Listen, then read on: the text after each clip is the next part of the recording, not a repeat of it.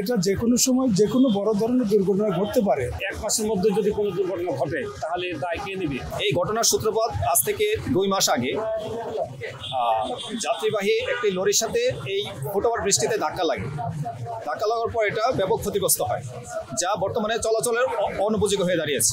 এটা যে কোনো সময় যে কোনো বড় ধরনের দুর্ঘটনা ঘটতে পারে। এটা মাথায় নিয়ে আমরা এলাকাবাসীরা বিভিন্ন মন্ত্রণালয়ে, বিভিন্ন আমাদের উত্তর সিটি কর্পোরেশনে, রাজুক ভবনে বিভিন্নভাবে আমরা তাদেরকে অবগত করেছি। তো আজকে না কালকে না এক মাস এরকম করতে 2 মাস পার করে দিয়েছে, এখনও তারা আমাদের এই সমস্যাটা সমাধান করতেছে না। ফুটওভার ব্রিজটা আসলে এলাকার জন্য অনেক প্রয়োজন। এখানে সকালে প্রচুর স্টুডেন্ট এদিক থেকে পার হয় নিকুঞ্জ থেকে।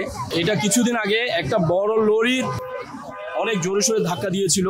এটা আমি এখানে ছিলাম, সচক্ষে দেখেছি। এটা অনেক জোরে ধাক্কা দেওয়ার কারণে এটার যে স্ট্রেংথ, যে কাঠামোগত, সেটা আসলে অনেকটা নড়চড়ে হয়ে গেছে। তো এটা এখন খুবই ঝুঁকিপূর্ণ। বাংলাদেশের একমাত্র স্মার্ট সিটি বসুন্ধরা এখন আরো নিরাপদ, আধুনিকতায় আরো এক ধাপ এগিয়ে। এই বৃষ্টি দিয়ে প্রতিদিন হাজার হাজার লোক এপার থেকে ওপার যাতায়াত করে। এর মধ্যে স্কুল, কলেজ, মাদ্রাসার শিক্ষার্থীও আছেন।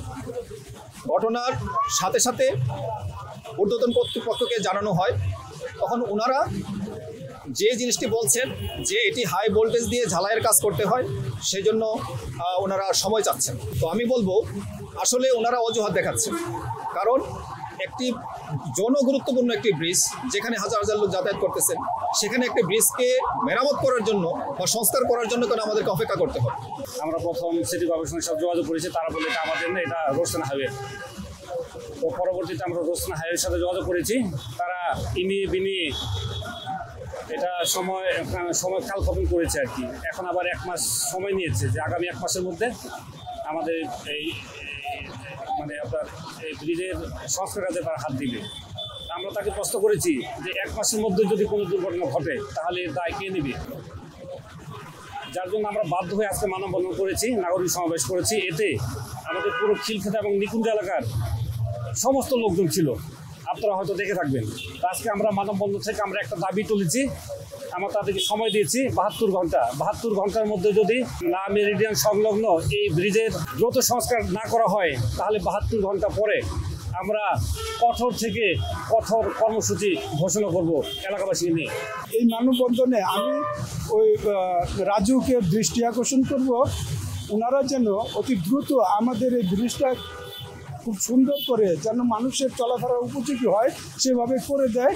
আমরা আপাতত এটিকে চলাফেরার জন্য সংস্কার চাচ্ছি, সাথে সাথে নতুন একটি ব্রিজ হতে যেহেতু সময় লাগে, সেই নতুন ব্রিজটিও আমাদেরকে এখানে করে দিতে হবে অনতিবিলম্বে, সেটিরও কাজ শুরু করতে হবে। এখন আপাতত সংস্কার করে চলাচলের উপযোগী করার জন্য আমরা বিনীতভাবে অনুরোধ জানাচ্ছি।